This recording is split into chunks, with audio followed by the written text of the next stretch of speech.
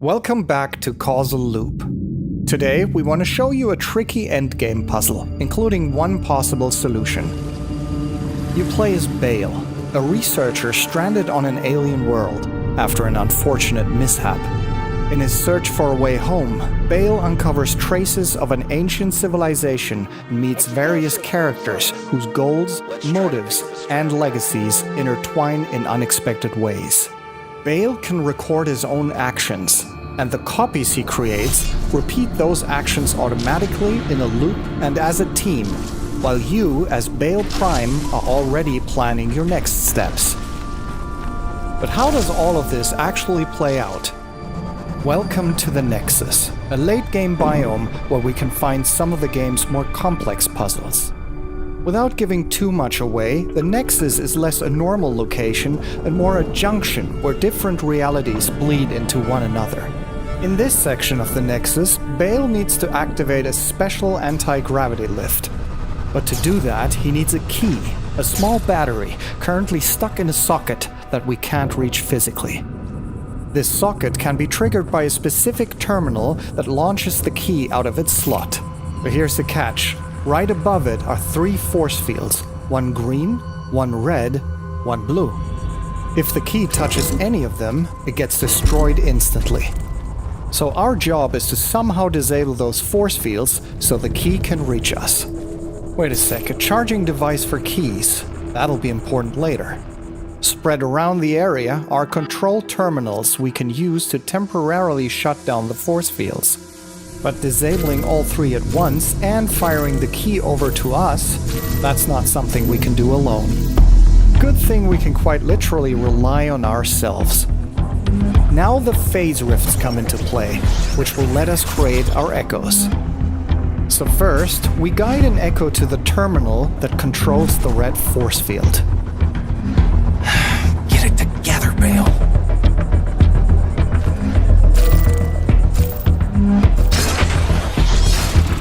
Good. Our echo now begins to loop through our recorded actions, which means the red force field is taken care of. Let's tackle the green force field next. We wait for the precise moment our first echo disables the red one, since all fields need to drop at the same time in the loop. Looking good so far. That only leaves the blue force field between us and our key. So we send the last echo to the blue terminal and sync our actions with the other 2 echoes. Now we're getting somewhere.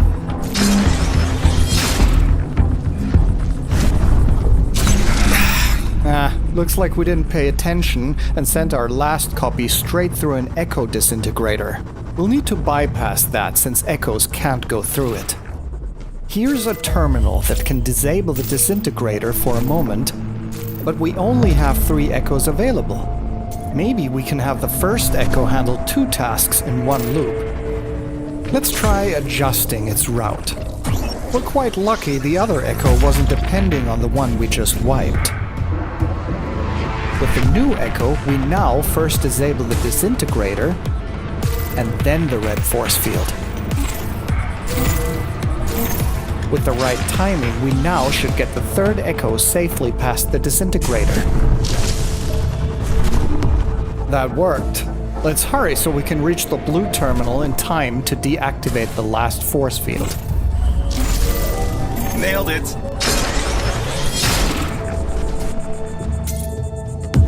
Now we should be able to grab the key without any problems. All force fields are down, and the key's gonna land in a socket on our side.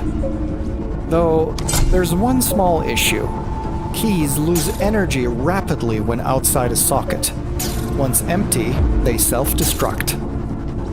And they also can't be teleported. Wait, really? But wasn't there... Right! The charging device we saw earlier. Maybe Bale can try for a well-aimed throw. Nice! At least it's close. Let's quickly use the teleporter to get back down there and recharge the key before it goes all splodey on us.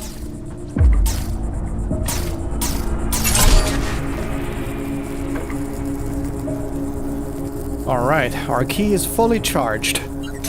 Now let's hurry back to the target socket so we can place it where we wanted it in the first place. There it is, our way out. Just like it planned. Done. The key's in the socket and the lift to the next area is now active. I wonder what's waiting for us up there. Don't worry, we won't throw puzzles like this at you right from the start. The mechanics build up step by step throughout the campaign, and we're making sure you've got plenty of time to learn the systems at your own pace. On behalf of the team, thanks a lot for watching. We hope you enjoyed this small glimpse, and see you next time.